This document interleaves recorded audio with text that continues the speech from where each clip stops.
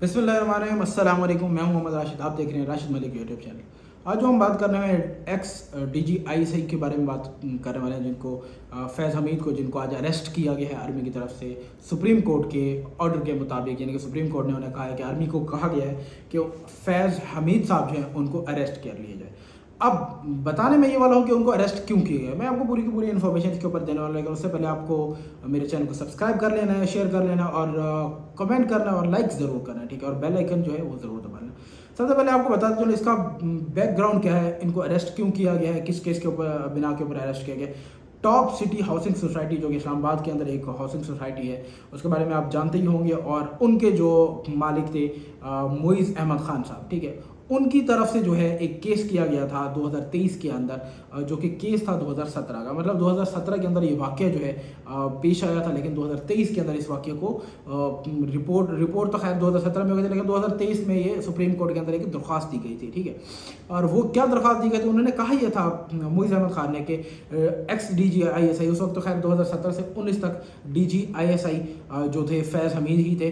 तो इन्होंने क्या किया है, कुछ जो है ISI के नुमाइंदे और आप कह सकते हैं रेंजर्स के नुमाइंदे, उन सारों के साथ मिल के आए हैं, हमारे ऑफिस की तोड़ फोड़ की है। उसके अंदर जो कुछ पैसे थे, नकदी थी, सोना था, ठीक है, और कुछ डॉक्यूमेंट्स थे, वो सारे ले गए। और उनके घर के अंदर से भी ये सारी चीज़ें जो है DGISI ले गए हैं अपने हुकाम के साथ, ठीक है। ये बात की गई थी, ये दरख्वास्त के अंदर लिखा गया था साफ साफ। और उसके बाद ये भी लिखा गया था, ये भी कहा गया था कि इनके एक भाई हैं DGISI के उस टाइम, और वो जो है उनने रब्ता करने की कोशिश की और रब्ता किया, और हमें ये कहा गया है कि 4 करोड़ रुपए अगर आप हमें देते हैं तो आपका जो ये मामला है ये इसको रफा दफा किया जाएगा और आपके घर ही आके इस मामले को हम सेटल कर लेंगे। और जो है मुइज़ अहमद खान के कज़न के साथ भी ये बात की गई कि अगर आप 4 करोड़ देते हैं और एक प्राइवेट चैनल को स्पॉन्सर करते हैं तो ये जितना भी मामला है हम आपकी तरफ ही आके इस मामले को बिल्कुल ख़त्म कर देंगे। तो ये मेन जो है टॉप सिटी केस, ये मेन इसका बैकग्राउंड था, इसी वजह से ये उनको आज अरेस्ट किए गए हैं।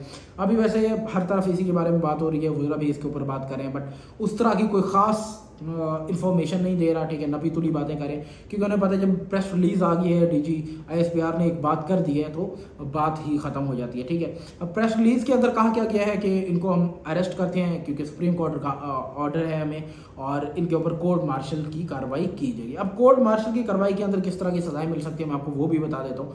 2 किस्म की सजाएं होती है। एक तो खैर जो पनिशमेंट है, आप जिस्मानी रिमांड के ऊपर पनिशमेंट जो है आर्मी ले सकती है, वो दे सकती है इनको। एक पनिशमेंट ये हो सकती है, दूसरी ये हो सकती है आर्मी कोर्ट मार्शल के अंदर जब कार्रवाई करती है उसके अंदर ये होता है कि आपका ओहदा जो होता है वो उसको कम कर देते हैं, ठीक है। मतलब DG हैं आप, तो उससे आपका ओहदा जो है वो कम हो जाता है। अब देखना ये है इस केस के अंदर कौन सी इनको सजा दी जाती है। आपको एक और बात बता चलो 2017-19 के दरमियान जब DGISI फैज़ हमीद साहब रह चुके हैं, उनके दरमियान उस टाइम पे 3 वाक़े जो थे बड़े अहम थे, ठीक है। और वो काफ़ी ज़्यादा हर जगह चर्चों में भी थे, ठीक है। मीडिया के अंदर भी हाईलाइट हुए, सोशल मीडिया के अंदर भी हाईलाइट हुए, न्यूज़पेपर के अंदर भी हाईलाइट हुए, और तकरीबन हर शख्स ने इसके ऊपर बात भी की। वो कौन से थे? 2 वाक़े तो ऐसे थे जो पाकिस्तान के रिलेटेड है, और एक वाक़या ऐसा था जो कि इंटरनेशनली था। इंटरनेशनली वाक़या कौन सा था मैं आपको वो बता दूँ। एक अमेरिका और अफगानिस्तान के अंदर जो उस वक्त फ़ौज की आपस में लड़ाइयाँ चल रही थी, तो उनका जो मुआहिदा कराया था DGISI ने मुआहिदा कराया था, क्योंकि उसके बाद जो है इनकी एक तस्वीर जो है वो भी निकल के आई थी जो कि काबुल के अंदर ये मौजूद थे। उसके बाद भी बड़ा बवाल मचा था सोशल मीडिया के ऊपर, और काफ़ी सारे लोगों ने काफ़ी सारी कुछ पॉजिटिव बातें और कुछ नेगेटिव बातें भी की थी। उसके अलावा एक और धरना हुआ था फैज़ाबाद के अंदर, आपको ये भी याद होगा, 2017-19 के दरमियान है, ठीक है। और उस धरने में जो कि कुछ मौलवियों ने धरना किया हुआ था उसको ख़त्म करवाया था, यानी कि मुआहिदा तय पाया था। जो मुआहिदा कराया था वो भी किसने कराया था? DGISI ने ही कराया था। एक और बात आपको बताते चलो, DGISI फैज़ हमीद का जो कि हमेशा से माना जाता है कि इमरान खान यानी कि PTI के साथ इनका ताल्लुक है, और PTI की ये ज़्यादा से ज़्यादा हिमायत करते हैं, क्योंकि इमरान खान जो है उस वक्त इनको एक्सटेंड करने वाले थे। वो चाहते थे ये मज़ीद एक्सटेंड हो और ये हमारे साथ ही काम करें, बट हमारे साथ से बड़ा ये इनको एक्सटेंड करना चाहते हैं, लेकिन आर्मी जो है इनको एक्सटेंड नहीं करना चाहती थी, जिसकी वजह से आर्मी और इमरान खान के दरमियान जो ताल्लुकात हुए थे वो सारे के सारे ख़राब हुए। वो इसी वजह से ख़राब हुए, यानी कि DGISI की वजह से ही ख़राब हुए। तो ये मेन जो है इस पूरे केस का सिनेरियो वो ये था, ठीक है, जिसकी वजह से आज इनको अरेस्ट भी किया गया है, ठीक है। ये 3 केसेस जो मैंने आपको बताए ये काफ़ी ज़्यादा हाईलाइट हुए थे, पहले भी ये चलते रहे। और अभी जो टॉप सिटी का केस है, ठीक है, केस जो है वो टॉप सिटी का है, हाउसिंग सोसाइटी का है, ठीक है। और मोइज़ अहमद ने जो कि 2023 के अंदर इसको दरख्वास्त दी थी, 2017 का ये केस था। और उसके बाद जो 3 बड़े वाक़या इनके ड्यूरेशन के अंदर हुए हैं, ठीक है, वो भी मैं आपको बता चुका हूँ। अब आपको बताता चलूँ कि अब देखना ये है कि आगे फर्दर क्या प्रोसेस होता है, मतलब इनको क्या सज़ा मिलती है।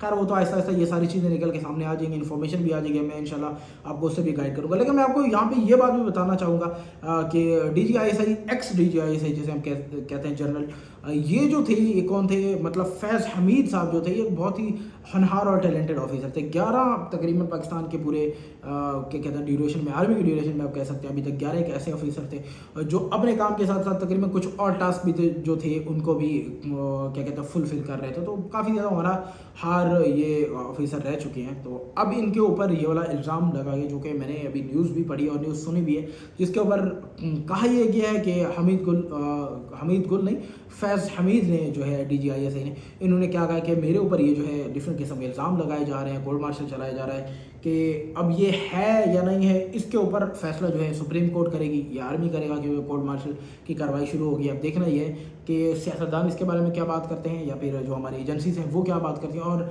फर्दर इस केस को किस तरफ लेके जाया जाता है, ठीक है। तो उम्मीद काफ़ी है आपको इस केस की ज़रूर समझ आ गई होगी।